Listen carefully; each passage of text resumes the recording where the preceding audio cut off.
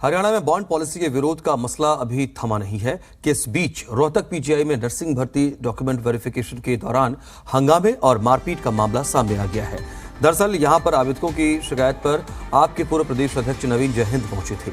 इस दौरान security officer नवीन जयहिंद को डॉक्यूमेंट वेरीफाई कमेटी के सदस्यों से मिलवाने के लिए उन्हें अंदर ले गए। उसी दौरान चंडीगढ़ डीएमईआर कार्यालय से आए कर्मचारी ने सिक्योरिटी ऑफिसर के साथ हाथापाई और बदसलूकी की। सिक्योरिटी ऑफिसर के साथ बदसलूकी होते देख कुछ युवकों ने चंडीगढ़ कार्यालय से आए कर्मचारी की पिटाई कर दी। इस मामले में नवीन जयहिंद के खिलाफ एफआईआर दर्ज की गई है। नर्सिंग भर्ती में पहली बार अदर स्टेट को भी हरियाणा की तरह ओपन रखा गया है। उन बाहरी आवेदकों को भी 10 अंक मिलेंगे जिनके पिता नहीं है और परिवार में कोई भी सदस्य नौकरी में नहीं है। इस पर हरियाणा के नर्सिंग भर्ती उम्मीदवार ऐतराज जता रहे हैं।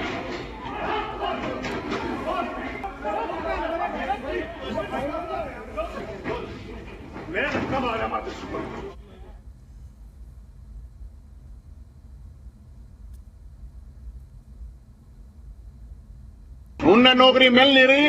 ये हरियाणा गवर्नमेंट ने रूल निकाल रखा है, अदर स्टेट के बड़का नाड़ा नौकरी दी जा रही है, बदतमीजी की जा रही है, कोई इन बड़का की सुननिया नहीं है।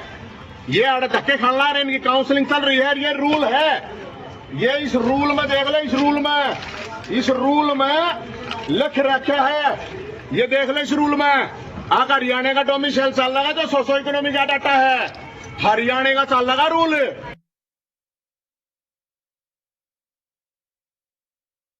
मेरा बैकवर्ड का पुराना सर्टिफिकेट नहीं चला रहे और एक विमुक्त जाति का दिया हुआ है ना, ये भी नहीं चला रहे, नया चाहिए, नया बन नहीं रहा, रिजेक्ट कर दिए ना।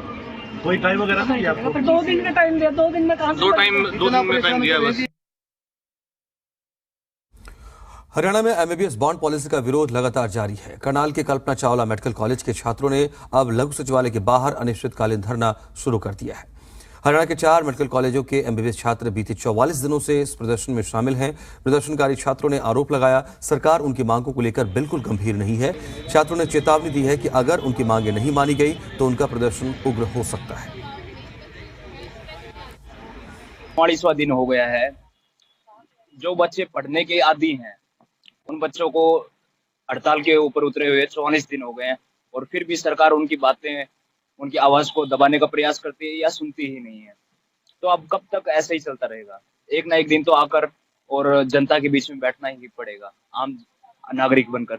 और आम नागरिक की हैसियत से आज हम यहाँ पे डीसी ऑफिस के बाहर अपना धरना प्रदर्शन कर रहे हैं ताकि आम जनता है उसको पता चले कि आम जनता के साथ आज किस तरह का अन्याय किया जा रहा है। कुछ लोग अपने आप को वीआईपी कहते हैं और वो लोग आते हैं, तब जब भी हमने बात रखने की कोशिश की है हमारे कॉलेज से ही हमें बाहर नहीं निकलने दिया गया। हमारे कॉलेज के गेट के ऊपर इतनी बड़ी पुलिस की बटालियन खड़ी कर दी जाती है कि आप कॉलेज से ही बाहर नहीं निकल सकते। तो आज हम पहले ही यहाँ के बैठ गए कि हम पहले ही जनता के बीच में जाके बैठ जाते हैं ताकि आगे से जब यहाँ पे बातचीत हो या कोई सीएम वीआईपी आए तब पहले उनको पता हो कि बच्चे आज पहले से ही बैठे हैं। हमारा जो संवैधानिक अधिकार है कि साइलेंट प्रोटेस्ट का अधिकार है हमारा, इसीलिए सर हम लोग आज हमारा वहाँ पर हमारे से बात करने के लिए कोई और मुख्यमंत्री जी कोई नहीं आ रहे थे। हमें उम्मीद है यहाँ पर कोई ना कोई हमसे सरकार का नुमाइंदा आएगा और बात करेगा। सरकार जब तक छात्रों के और देश की जनता के हित में फैसला नहीं लेती है तब तक तो ये जारी रहेगा ही रहेगा। हरियाणा के मुख्यमंत्री मनोहर लाल की अगुवाई में कैबिनेट की अहम बैठक हुई। इस दौरान कई अहम फैसले लिए गए हैं। कैबिनेट ने हरियाणा सिविल सेवा अवकाश नियम 2016 में संशोधन को मंजूरी दी है। इसके बाद एकल पुरुष सरकारी कर्मचारियों को भी चाइल्ड केयर लीव मिलेगी। साथ ही हरियाणा चौकीदार नियम 2013 में भी संशोधन को मंजूरी मिल गई है और इसके बाद ग्रामीण चौकीदार ईपीएफ लाभ के भी पात्र हो जाएंगे। इसके अलावा हरियाणा उद्यम संवर्धन संशोधन विधेयक 2022 के प्रारूप को मंजूरी मिली। हरियाणा पंचायती राज अधिनियम 1994 और संशोधन करने के लिए हरियाणा पंचायती राज संशोधन विधेयक 2022 के प्रारूप को मंजूरी दी गई है। इसके अलावा कई और संशोधनों पर भी मंजूरी दी गई है। तो बड़ी खबर, हरियाणा के मुख्यमंत्री मनोहर लाल की अगुवाई में कैबिनेट की बैठक हुई है और इस दौरान कई अहम फैसले लिए गए हैं। कैबिनेट ने हरियाणा सिविल सेवा अवकाश नियम 2016 में संशोधन को मंजूरी दी। अब इसके बाद एकल पुरुष सरकारी कर्मचारियों को भी चाइल्ड केयर लीव मिल पाएगी। साथ ही हरियाणा चौकीदार नियम 2013 में संशोधन को मंजूरी दी गई है। इसके बाद ग्रामीण चौकीदार ईपीएफ लाभ के पात्र बनेंगे। इसके अलावा हरियाणा उद्यम संवर्धन संशोधन विधेयक 2022 के प्रारूप को भी मंजूरी मिल गई है। हरियाणा पंचायती राज अधिनियम 1994 और संशोधन करने के लिए हरियाणा पंचायती राज संशोधन विधेयक 2022 के प्रारूप को मंजूरी दी गई है। साथ ही कई और संशोधनों को मंजूरी दी गई है कैबिनेट की तरफ से।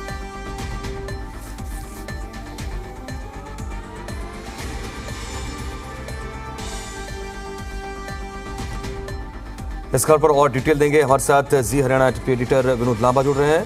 विनोद, जो कैबिनेट के फैसले लिए गए हैं, एक बड़ा वर्ग इससे लाभान्वित तो होता है, लेकिन सरकार पर क्या ये माना जाए कि थोड़ा बोझ भी बढ़ेगा?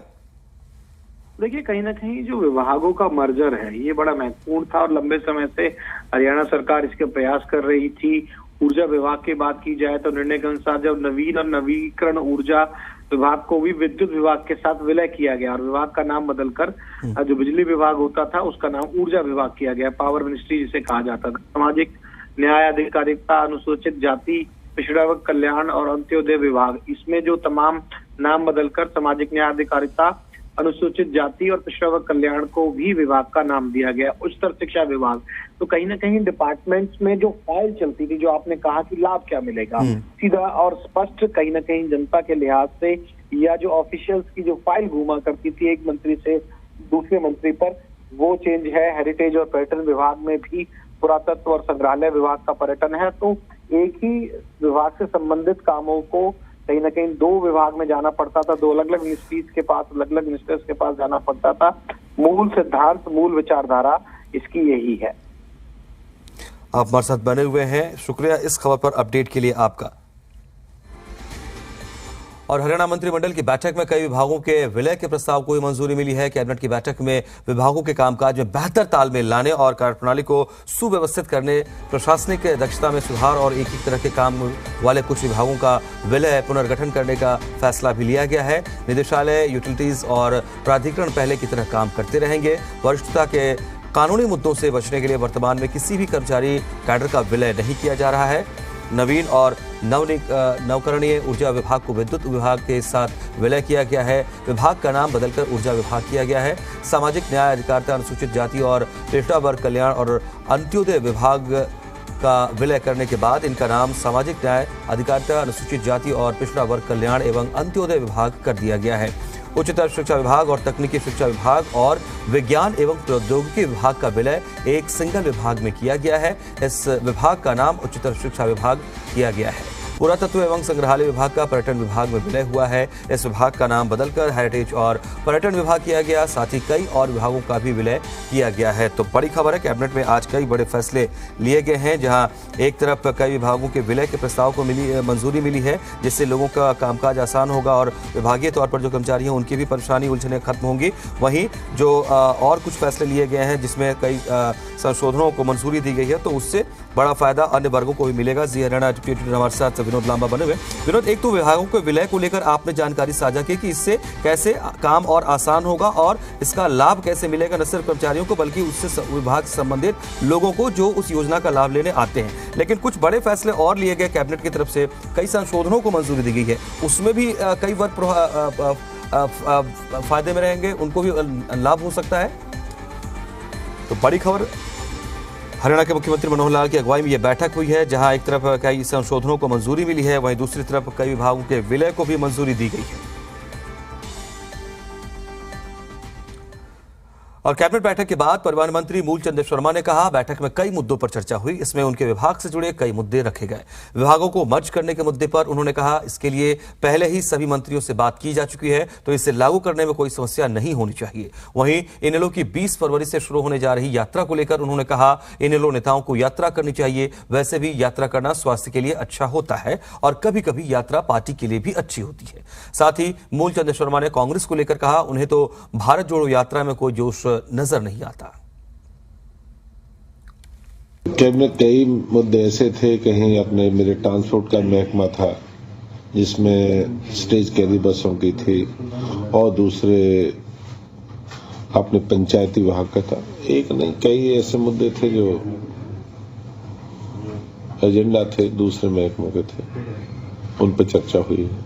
अभी क्या है, चर्चा हुई है एजेंडे जो है, मुझे जानकारी कि कोई महकमे मर्ज के थे या दूसरे थे, दूसरे पंचायती राज के थे और कई इस तरह के एजेंडा थे जो हर महकमे से संबंधित। हरियाणा के मुख्य सचिव संजीव कौशल ने प्रशासनिक सचिव और हरियाणा कर्मचारी चयन आयोग के अधिकारियों के साथ अहम बैठक की। इस दौरान मुख्य सचिव ने सभी प्रशासनिक सचिवों को निर्देश दिए कि वो अपने अपने विभागों में सुनिश्चित करें कि ग्रुप सी के खाली पदों में पात्र खिलाड़ियों के लिए 3% आरक्षण अलग से बनाकर हरियाणा कर्मचारी चयन आयोग को 15 दिसंबर 2022 तक मांग पत्र भेजें। बताया जा रहा है कि हरियाणा कर्मचारी चयन आयोग की तरफ से हाल ही में आयोजित हुए कॉमन एलिजिबिलिटी टेस्ट का रिजल्ट जल्दी ही घोषित होना है।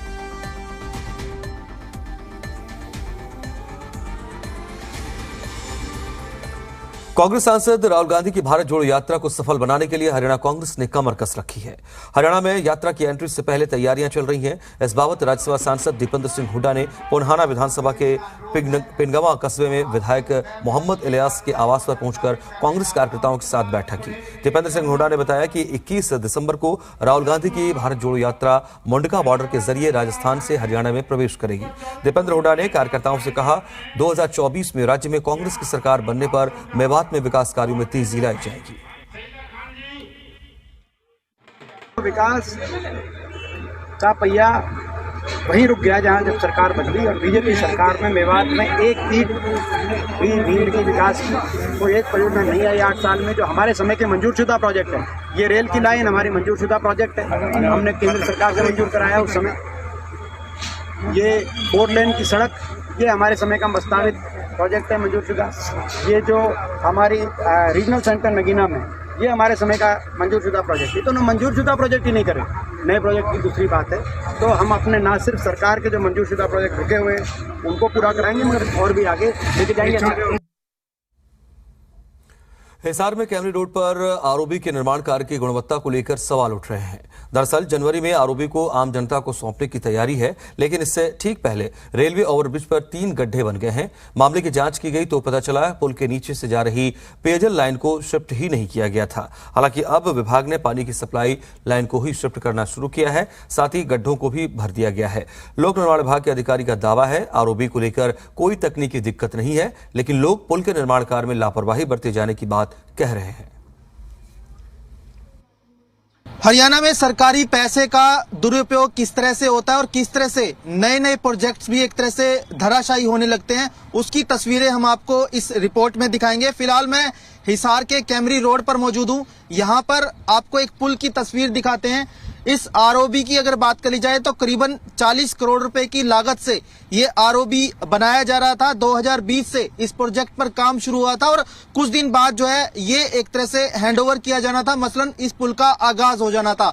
लेकिन लापरवाही की हद देखिए, यहाँ जब इसका निर्माण कार्य शुरू हुआ तो इसके नीचे से जो पेयजल की पानी की यानी कि पाइपलाइन जाती थी वो एक तरह से लीक हो गई और अभी यानी कि कल ही यहाँ पर 3 गड्ढे जो हैं वो हो गए थे। हालांकि गनीमत ये रही कि पुल का अभी आगाज नहीं हुआ है, शुरुआत नहीं हुई है, लेकिन उससे पहले 40 करोड़ रुपए की लागत से बनाए गए पुल में इस तरह का एक तरह से डेंट पड़ जाना ये अपने आप में सवाल उठाता है। ये जानना चाहेंगे जी, जो ये दिक्कतें आई क्या कुछ लगता है आपको, और जिस तरह से ये लीकेज हुई है क्या पहले भी इस तरह से हुआ है कुछ ऐसा?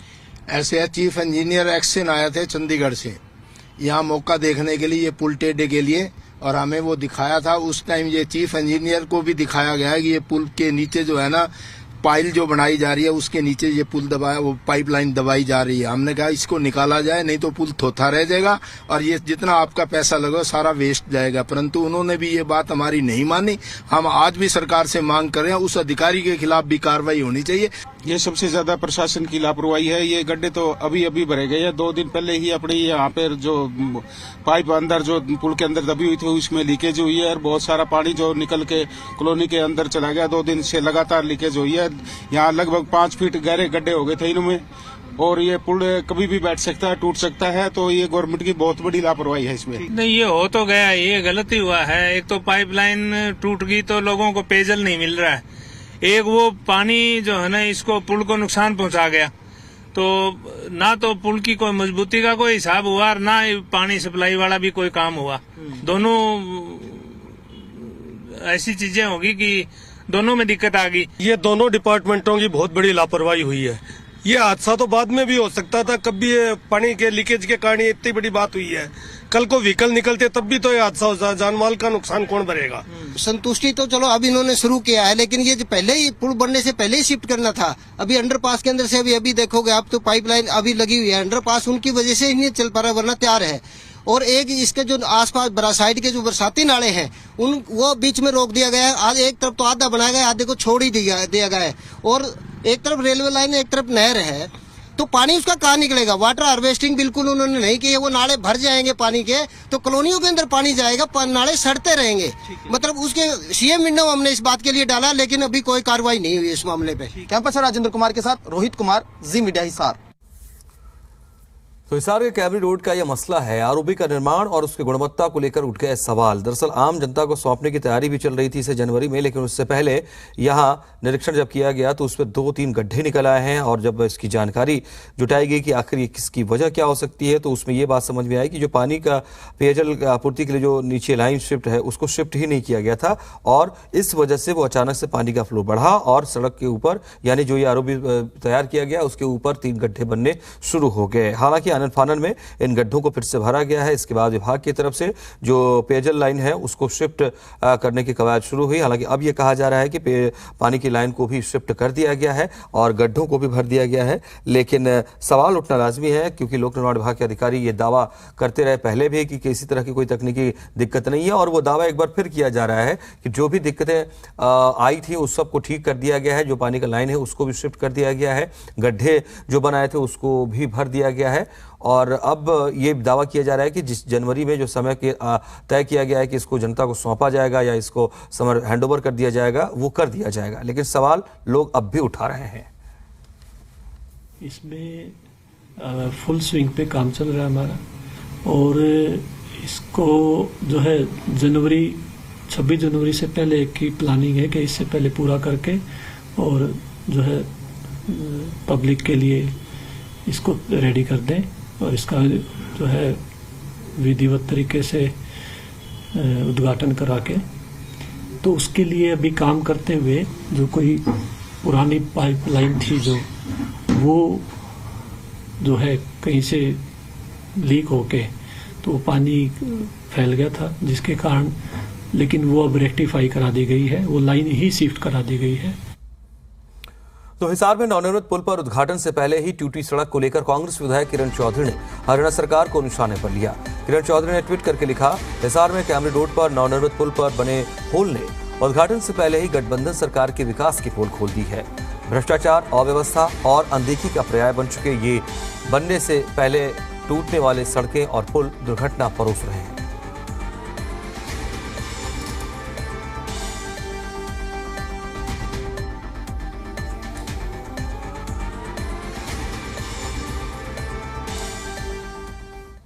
हरियाणा में बेलगाम अफसरशाही पर लगाम कसने के लिए बनाई गई violation of protocol committee action में नजर आ रही है।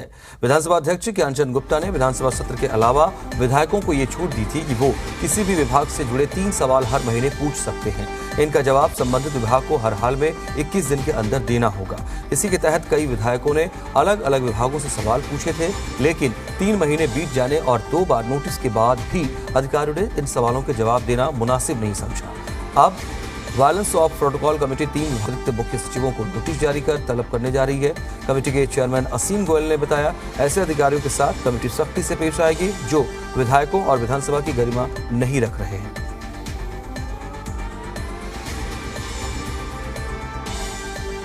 उन्हें 6 डिपार्टमेंट्स ने तय समय में उनका जवाब नहीं दिया और उनको 2 बार रिमाइंडर जो है विधानसभा की तरफ से भेजा गया। और पहले जो दृष्टता ये देखी गई कि भाई दृश्य में आया कि भाई ये वायलेशन मेंबर का तो है ही है, ये विधानसभा की भी प्रोटोकॉल का जो है उसको वायलेट किया गया है। और इसको लेके माननीय विधानसभा अध्यक्ष ने ये 6 केसेस को जो है हमारी कमेटी को फॉरवर्ड किया है। और कल हमारी इंटरनल मीटिंग हुई है कमेटी की, और अगले सप्ताह हम इनमें से 6 डिपार्टमेंट्स में से 3 डिपार्टमेंट्स के ACS को या हेड्स को जो है बुलाएंगे विधानसभा, उनसे जानेंगे भी आपने क्यों रिमाइंडर के बाद भी सवाल का जवाब नहीं दिया। हरियाणा में बॉन्ड पॉलिसी के विरोध का मसला अभी थमा नहीं है कि इसी बीच रोहतक पीजीआई में नर्सिंग भर्ती डॉक्यूमेंट वेरिफिकेशन के दौरान हंगामे और मारपीट का मामला सामने आया है। दरअसल यहां आवेदकों की शिकायत पर आप के पूर्व प्रदेश अध्यक्ष नवीन जयहिंद पहुंचे थे। इस दौरान सिक्योरिटी ऑफिसर नवीन जयहिंद को डॉक्यूमेंट वेरीफाई कमेटी के सदस्यों से मिलवाने के लिए उन्हें अंदर ले गए। तभी चंडीगढ़ DMER कार्यालय से आए कर्मचारी ने सिक्योरिटी ऑफिसर के साथ हाथापाई और बदसलूकी शुरू की। सिक्योरिटी ऑफिसर के साथ बदसलूकी होता देख कुछ युवकों ने चंडीगढ़ कार्यालय से आए कर्मचारी की पिटाई कर दी। मामले में नवीन जयहिंद और अन्य के खिलाफ FIR दर्ज की गई। दरअसल नर्सिंग भर्ती में पहली बार अदर स्टेट को भी हरियाणा की तरह ही ओपन रखा गया है। उन बाहरी आवेदकों को भी 10 अंक मिलेंगे जिनके पिता नहीं है और परिवार में कोई भी सदस्य नौकरी में नहीं है। इस पर हरियाणा के नर्सिंग भर्ती उम्मीदवार ऐतराज जता रहे हैं।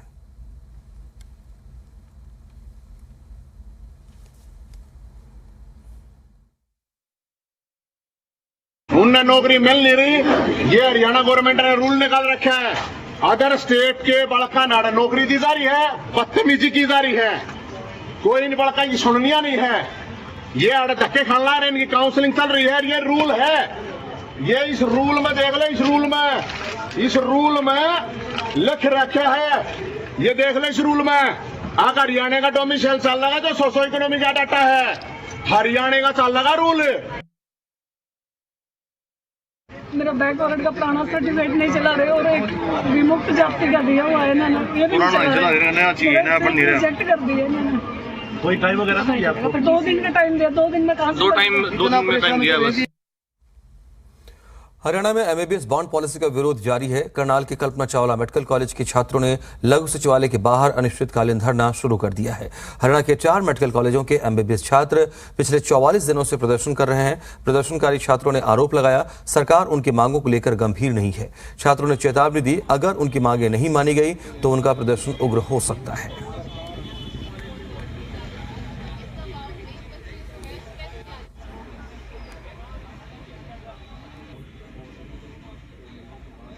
वां दिन हो गया है।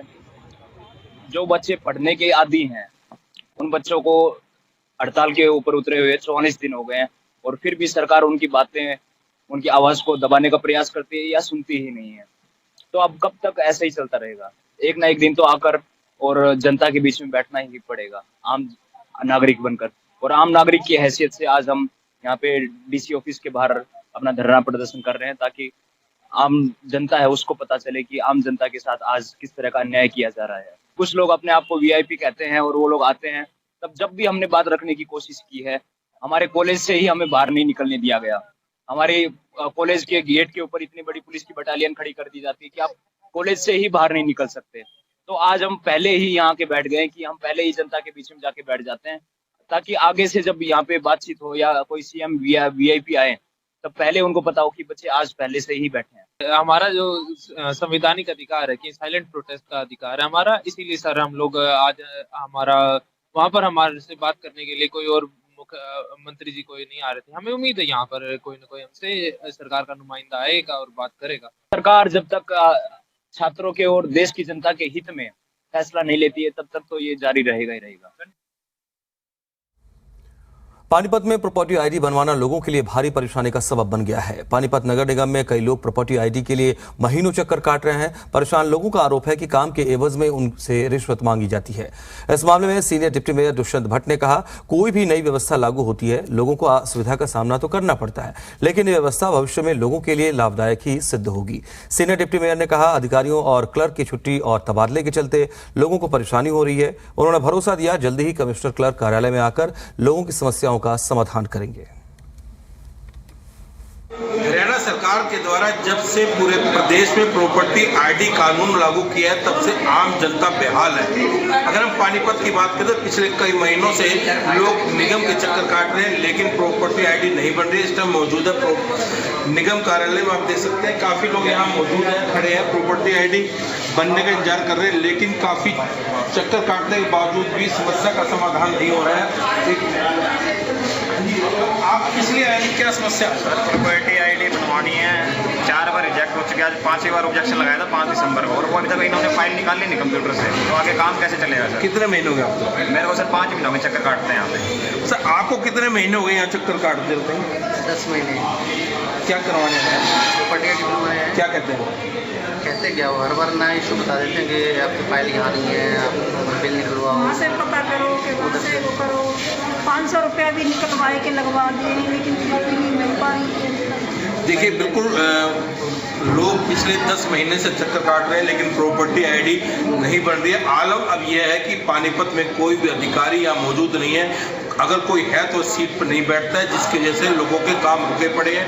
प्रॉपर्टी आईडी नहीं बन रही है, जिससे रजिस्ट्रियाँ रुकी हुई हैं, लोग परेशान हैं। उनकी एक ही मांग है कि जल्द से जल्द प्रॉपर्टी आईडी बनाकर इस समस्या का समाधान किया जाए।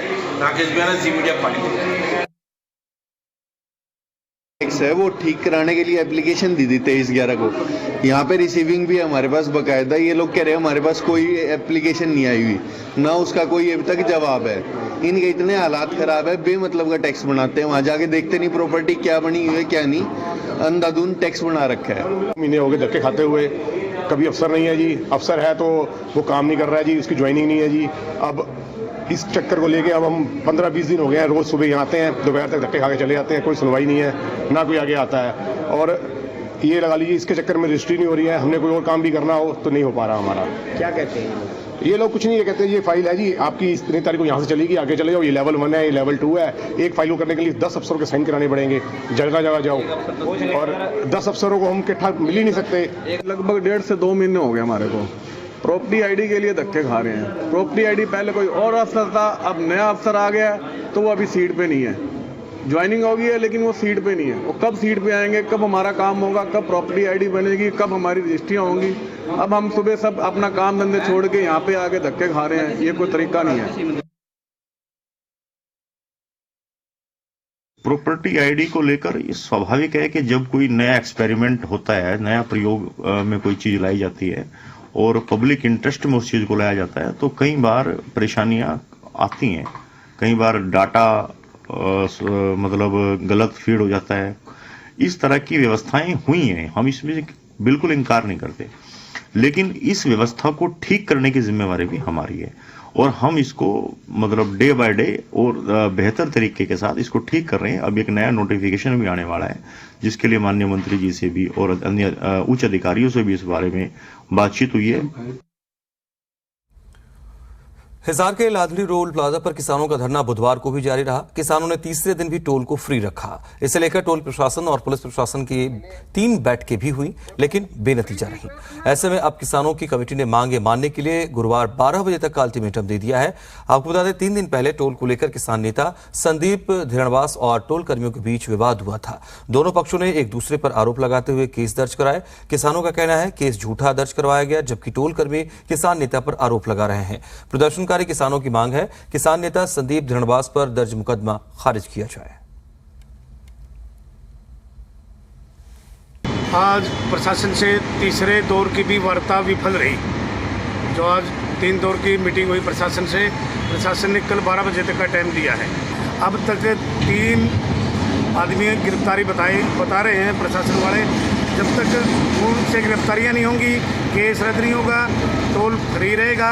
और ये आप देख भी सकते हो पीछे, वो परसों से टोल फ्री है। और ये कल 12 बजे तक अगर प्रशासन कोई अपना ठीक निर्णय लेता तो ठीक, नहीं तो फिर 12 बजे बाद में बड़ी कॉल दी जाएगी।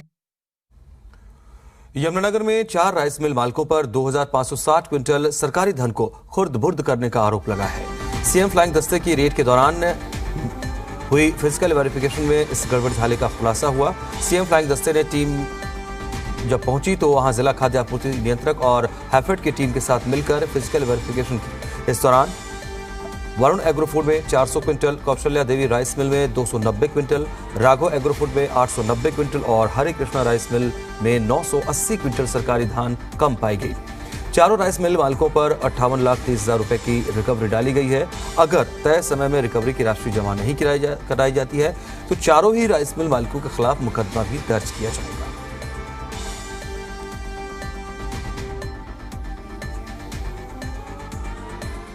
4 राइस मिल में अलग अलग जो क्वांटिटी वो कम मिली है।